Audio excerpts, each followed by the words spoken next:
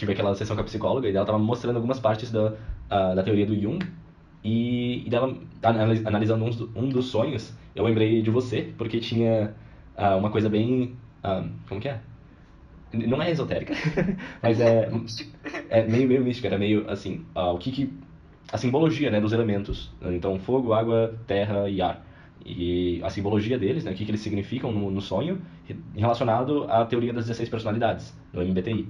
Então, geralmente, aquilo é um pouco intuitivo isso, mas eu não tinha relacionado ainda. Eu tive um sonho que envolvia a terra, a água, o ar. Então é tipo, eu vou contar o sonho rapidinho pra explicar melhor. Ele era um sonho bizarro, que pra mim não fazia sentido nenhum. E daí eu falei pra ela, tipo, eu não sei nem se tipo, vale a pena a gente falar isso daqui, porque pra mim não fez sentido. Ela falou, não, mas me conta, vamos lá. Daí eu contei. E daí quando ela explicou, ou deu a visão dela, eu falei, nossa, não é que faz muito sentido. E, porque é mais simbolista, assim, em vez de ser um negócio bem prático que eu consigo identificar de cara. Sim. E então foi assim, era um carro que a gente estava exibindo, assim, a gente tinha que vender um produto que era um aparelho que a gente acoplava no carro. Tinham dois aparelhos, um que colocava como se fossem umas garrinhas assim embaixo do carro, não sei, algo que permita com que ele deslize sobre a água, sabe, planar. Então, e aí o outro era um que a gente acoplava no topo do carro, que era como se fosse uma hélice de helicóptero. Pra voar. Pra voar. Então a gente tava vendendo essas duas coisas e mostrando, né? Dando uma demonstração lá e tal. E daí esse era o sonho. Só que tinha uma lei bizarra, que era que comerciais, ou demonstrações de produto, não podem ter garças ou esquilos neles. Como assim? Exatamente. Eu fiquei, cara, não faz sentido. É bizarro. E E vocês queriam colocar garças e esquilos no sonho? eu especificamente queria, porque a linha de raciocínio era, cara, a gente vai vender esse carro, só que é um negócio tão inovador assim e tal, mas talvez não tenha tanta visibilidade. Então o que a gente faz? Faz um acidente assim e aparece uma garça assim no comercial, isso viraliza e a gente tem um monte de gente vendo porque a gente quebrou a lei sem querer. E- Ah, tá, tipo, tô provocando. É. E... Faz ideia. Bizarro, bizarro. Daí, mas isso veio na minha cabeça, eu falei, não, a gente tem que fazer isso, tem que fazer isso. Daí eu fui lá, descobri que tinha um lago perto da onde a gente estava fazendo a demonstração, e nesse lago tinham garças. Eu falei, é lá, a gente vai fazer uma demonstração ao vivo, a gente vai chamar toda a imprensa, assim, pra gravar, e aí a gente vai pro lago pra testar, e aparecem as garças voando, assim, no meio do vídeo, e isso viraliza. A imprensa solta e contra a lei. Acabou. Não, porque era ao vivo. Ah, a gente ao vivo. chama pra fazer uma demonstração ao vivo. Daí a gente fez. E daí foi exatamente isso que aconteceu. A gente foi lá, acoplou as coisas, a gente tava mostrando, foi lá pro test drive, alguma coisa assim, foi pra água, daí as garças começaram a voar e tal. E daí foi aquele bafafá e Garça, não, garça, não, veja. bizarro. E aí acabou, tipo, cortou o meu sonho assim, ficou tudo preto. E daí depois só. Isso é a prisão. Depois você foi preso.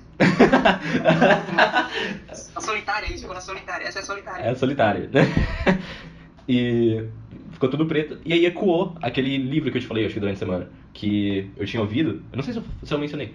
Que Livro? ecoou o nome de um livro essa semana pra mim, num sonho.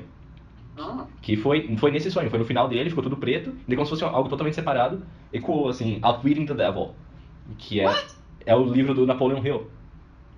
mais perto que o diabo? É, ecoou na minha cabeça, só que eu já sabia, tipo, eu já tinha ouvido falar, tava na lista lá de pra ler, etc, mas normal, como qualquer outro livro. E daí ecoou, assim, uma, duas, três vezes, daí eu acordei com o nome do livro.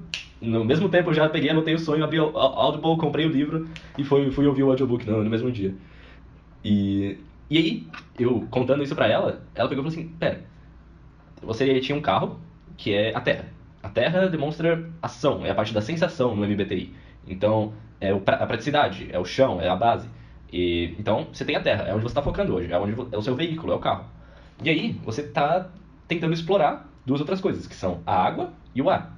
O ar é a parte do pensamento, é a parte da imaginação, é a parte que você não está tendo tanto tempo, só que é a sua parte mais natural. E a água, que são as profundezas, que tem essa parte mais intuitiva. Deixa eu até pegar aqui as notas para eu lembrar como que ela descreveu. Não é a água que é intuitiva, é o fogo, enfim. Ela falou, e a água que você quer estar explorando são as emoções. E então você está procurando esses dois para diversificar o seu carro. Em vez de só estar lá na ação, tentar entender um pouco mais do pensamento e as emoções. Que, na verdade, era esse o meu intuito desde o começo do trabalho com ela, né? Masterizar esses dois. Eu falei, olha, não é que faz muito sentido. E aí, eu falei, tá, mas eu também tô focando, ou pelo menos tentando, né, nessa parte da intuição, que é o que é bem interessante a gente tá fazendo aqui, etc. E o que é intuição que tá faltando? Ela pegou e falou, então, o diabo, apesar de ser um elemento fictício, metafórico, ele não é É o fogo. é o fogo. E daí eu falei, então ele não estava no sonho ali, mas depois ele ecoou e aí mostrou que essa parte que também é a intuição estava sendo tipo explorada, estava tentando explorar. Só que com os aparelhos lá da água e do ar, eles só estavam mostrando que tipo tava explorando essas duas coisas, mas não necessariamente o como. Mas eu tava discutindo com ela o como. Então acho que tá lá, a minha resposta já tá lá. Sou eu discutir com ela e a gente tem umas ações, e a gente tenta masterizar isso, e tem todas as outras práticas que a gente tá fazendo, etc. Então tá lá, o caminho tá certo. Agora a intuição é uma coisa que não tem muito um caminho, sabe? Você lê um pouco sobre, você medita, só que tem coisas diferentes pra se fazer. E aí como é que você se direciona naquilo? O sonho pegou e me deu a resposta na lata, tá o nome aí do livro, vai ler. E, e aí quando eu fui ler o livro, eu descobri que se tratava justamente disso, de intuição.